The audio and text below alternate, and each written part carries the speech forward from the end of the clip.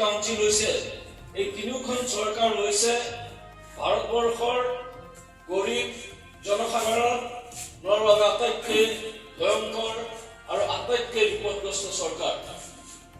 এই চৰকাৰৰ দিনত আজি সাধাৰণ ৰাইজৰ আৱাসৰ সমস্যা, ভূমিৰ সমস্যা পৰা আজি সকলো ধৰণৰ সমস্যাৰ সন্মুখীন হৈছে।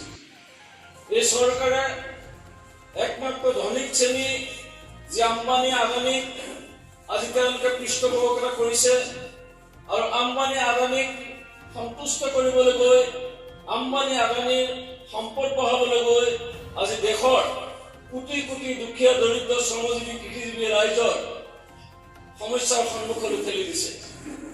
এফালে তেওঁলোকে কৈছে সবকে সাথ সবকে বিকাশ, কিন্তু এতিয়া মোদী ৰাজত্বৰ দিনত বিকাশ হৈছে আম্বানী আদানী আৰু সৰ্বনাশ হৈছে আটাইতকৈ দৰিদ্ৰ আৰু শ্ৰমজীৱী ৰাইজৰ।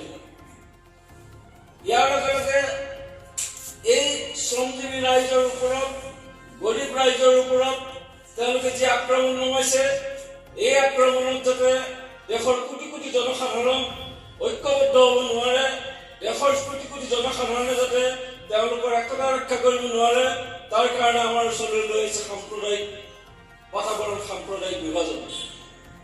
এই চৰকাৰ হৈছে আজি সাম্প্ৰদায়িক বিভাজনৰ চৰকাৰ আৰু এই চৰকাৰে আজি দেশৰ যি গণতন্ত্ৰ, যি ধৰ্ম নিৰপেক্ষতা, যি সংবিধান, এই সংবিধানক আজি বিনষ্ট কৰি আজি RSSৰ নিৰ্দেশত আজি ভাৰতবৰ্ষত হিন্দুত্ব প্ৰতিষ্ঠাৰ নামত দেশৰ হাজাৰ হাজাৰ ৰাইজে, লাখ লাখ ৰাইজে শ শ বছৰ জুৰি ব্ৰিটিছৰ বিৰুদ্ধে সংগ্ৰাম কৰি যি ভাৰতবৰ্ষৰ সংবিধান প্ৰতিষ্ঠা কৰিছিল, যি গণতন্ত্ৰ প্ৰতিষ্ঠা কৰিছিল, যি ধৰ্ম নিৰপেক্ষতা আনিছিল, এই সমস্ত বিষয়ৰ ওপৰত আজি তেওঁলোকে কুঠাৰাঘাত আনিছিল।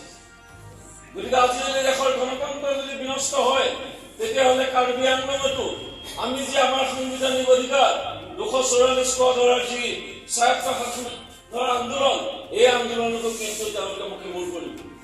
আৰু এই বিজেপি চৰকাৰে এফালে যেনেকে হিন্দুত্ববাদৰ প্ৰশ্ন লৈ আহিছে, ঠিক তেনেকে আমাৰ মাজত বৰ্ণ বিভাজন, জাতি বিভাজন, সকলো ধৰণৰ বিভাজন তেওঁলোকে ৰচনা কৰিছে।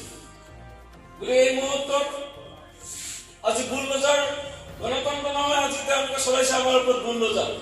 আৰু এই বুলডোজাৰ দি আমাৰ ভূ সম্পদ আজি তেওঁলোকে লৈ গৈছে।